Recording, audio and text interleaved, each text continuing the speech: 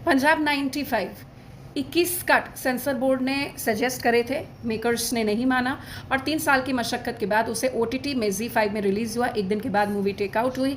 सरकार ने बोल दिया कि खालिस्तान मूवमेंट को ये ट्रिगर कर सकता है, एंटी इंडिया सेंटिमेंट्स को उजागर कर सकता है।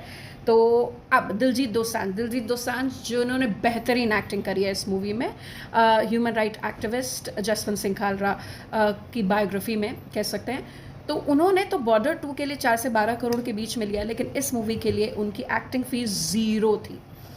चलिए, इस मूवी में अब लगातार डिबेट की जा रही है। उस समय का जो पंजाब मिड 90s का जो जल रहा था, फफक रहा था पूरी तरीके से मिलिटेंसी को लेकर, खालिस्तान मूवमेंट को लेकर, उसकी स्टोरी दिखाई गई है कि कैसे पुलिस ने मॉनेटरी रिवॉर्ड्स के एवज में, प्रमोशन पाने के एवज में फेक इनकाउंटर्स करे और कई परिवारों की दर्द की कहानी है। इस मूवी का एक सबसे महत्वपूर्ण डायलॉग अर्जुन रामपाल का कि this is probably the biggest genocide post independence. नहीं मतलब एक तरफ पंजाब में हो रहा था, कश्मीरी पंडितों के साथ जो हो रहा था वो हो ही रहा था।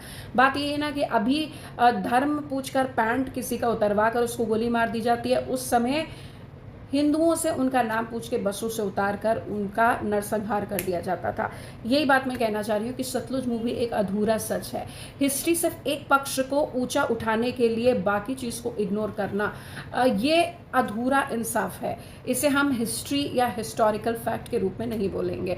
हिंदुओं के साथ जो हुआ, DIG अटवाल के साथ जो हुआ, वो वाकई निंदनीय है। जो इस मूवी में दिखाना चाहिए था वो नहीं दिखाया गया है।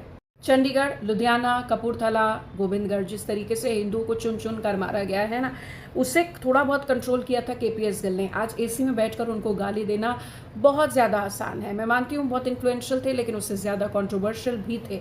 लेकिन अधूरा सच दिखाना मेरे हिसाब से सही नहीं है। उस हिंदू जेनोसाइड का क्या, जो ये मूवी से हम एक्सपेक्ट कर रहे थे कि अगर रियलिटी दिखानी है तो हर साइड की रियलिटी दिखाना ही इंसाफ है।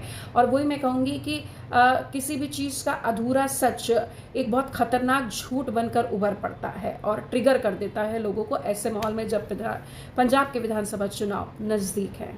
टाइमिंग्स पर सवाल है इसलिए मूवी की।